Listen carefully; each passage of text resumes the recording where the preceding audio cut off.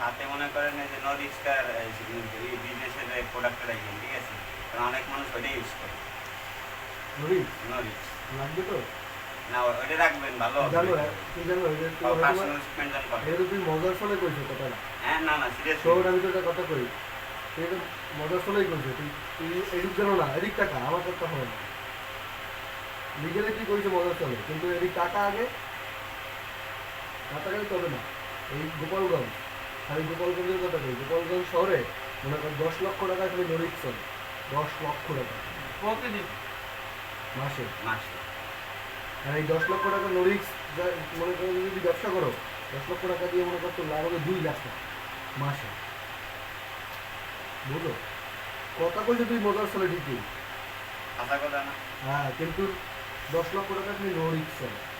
এখন Femi continuity না দাদা ব্যবসা জিনিসটা মনে করেন কি আমার সাথে কোন ভাবে করে এসেছিলেন, মনে করেন এই যে অনেক মানুষ ব্যবসা করে না, ব্যবসা নিয়ে মনে করেন আমরা এইসব ব্যবসা মনে করেন ভালো লাগে মানে তো খুঁটিনাটি জিনিস লাভ আছে, ঠিক আছে? একটা এসে তাতে হিউজ লাভ আছে, ঠিক আছে?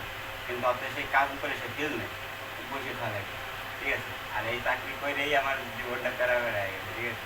ব্যবসা করলে মানে এখানে শিপমেন্ট পাস করতে হবে, তাই যে মনে করেন খালি প্রফিট ইনভেস্ট করে ছেড়ে দিলে জায়গা মতো সেই লাইনটা মনে করেন যদি অ্যাক্টিভ থাকে, গোপালগঞ্জের কোনো মসজিদ লোকে, ঠিক আছে?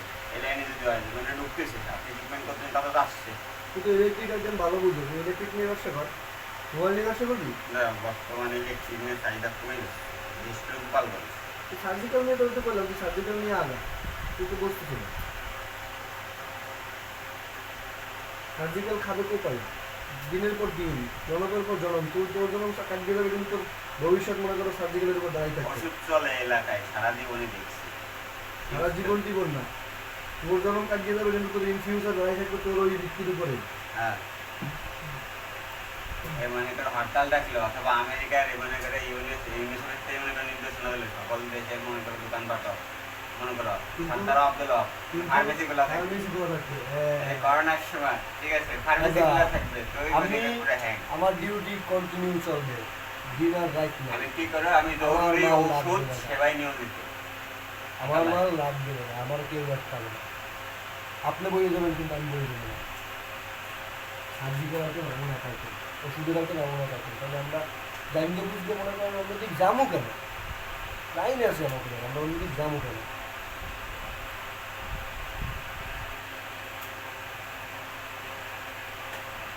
সিস্টেম এই দেবে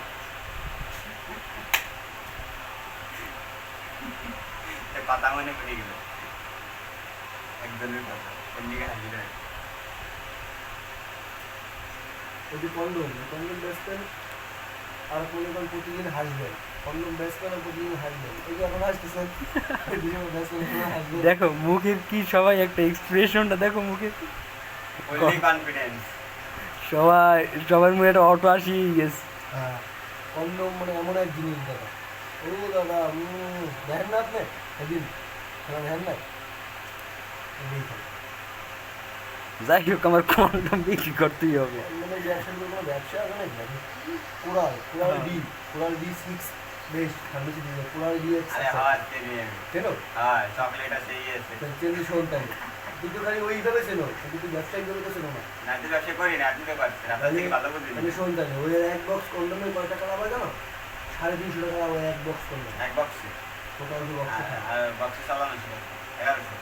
কি হবে কি করে? কয়টা? যদি 12টা থাকে না, ঠিক আছে, 12টা মনে করেন 5 বরং 60-600 টাকা। আমরা বিশের কথা বলছি। আর বক্স হ্যাঁ, বক্সের কথাই বলছি, ব্যবসায়ী কি খুচরো হিসেব করবে? হ্যাঁ, বক্স কাট করবে। ওদের কেনা আসবে 280 টাকা, বেচা কত জানো? 600 টাকা। আমার একটা কন্ডোম আছে টাইগার, আমার দুটি রেট হচ্ছে 200 টাকা, আর ওই টাইগার বেচা কত জানো? 654, 540 টাকা এক বক্স। এক বক্স। না না, এত ছোট ছোট।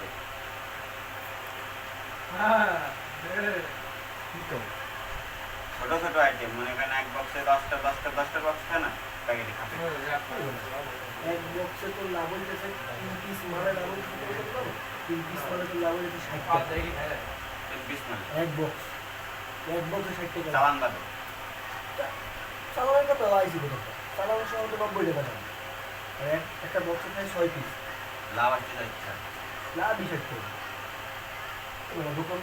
দোকানদাররা ভাড়া বিক্রি দিবে না হ্যাঁ কন্ডম বিস্কুট দোকানদাররা ভাড়া দেয় শুধু ফার্মেসি ইলেকট্রিক সাইডে এরকম মনে করেন ব্যবসা আছে তার সাথে মনে করেন দাম মনে করেন ডাবল কি 3-4 গুণ প্রফিট হয় কিন্তু এটা তো রানিং না রানিং এটা তো রানিং পুরো রানিং সেল হয় কিন্তু এখন নাই এটা তুমি আরেকটা যদি এটা সম্বন্ধে ইউএনবি একটা কন্ডম আছে জানো ইউএনবি দাদায় কন্ডমের দাঁত প্রকারভেদ সব উড়াই নিয়েছে ঠিক আছে যাই হোক এই ব্যবসা করলে যে কোনো উনি পরিস্থিতি নিজে- হোক নিজের একটা কন্ডম ই আমার করে। বিক্রি করতেই হবে ঠিক আছে দাদার টার্গেটই কন্ডম বিক্রি করা হয় দাদাই কি আর ব্যাগ কোম্পানি থামবে আইনে ঠিক আছে প্রোডাকশন আমি যদি পারতাম না আইনে ঠিক আছে নিজের ই লাগাই দেবে লাগাই মানে লাগতেছে শোন আমি যদি পারতাম না এরকম 2 রুম খালি কন্ডম বলতে দিতাম আমি যদি পারতাম আমার টাকা থাকে এরকম 2 রুম আমার খাটিতে কটা বলেন আমি টাকা দেবো কিন্তু তো খারাপ রুম এরকম 2 রুম মানুষ সড়কতে শুরু হয় না শুরু করেন প্রথমে আমার খাটে রাখলেন আমার রুমে এরপরে পুরো অর্ধেক ভরে যাবে যাই দেখ আমার রুমে যে কয় টাকার মাল আছে এর মধ্যে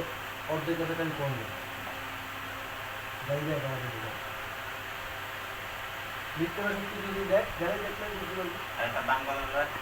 একটা বক্সের দাম হবে 240 টাকা আর ওই বক্সটা মনে করো দোকানদার আসছে 480 টাকা না দাদা আমি এই জিনিসটা মানি ঠিক আছে ওইটা সবার লাগে তুই হাসি আর কান্দ একদিন মনে করবি জীবনের পথে শোন আমরা যা করতেছি না ওগুলো একদিন করা লাগবে যাই করো জীবনের ইনকাম তো করো না এত আমি মানি হয় বিজনেস দাও হয় বাংলাদেশে কাজ করো বা চাকরি করো অবশ্যই বা ব্যবসা করো। অবশ্যই অবশ্যই কিন্তু এখন তুই মজার আর সময় ওই সফলতার মূল এখন তুই মজার ভাগ্য সময় হয় না ভাগ্য লিখতে হয় এখন যদি তুই যেটা তুমি ঘুমাই দেখবো এটা স্বপ্ন না যেটা তুমি করবা ওইটাই স্বপ্ন এখন তুই মজার সময় দেখেছো না মজা চলে নেই আমার হাসিটা দেবে দাদা হচ্ছে মজা চলে নেই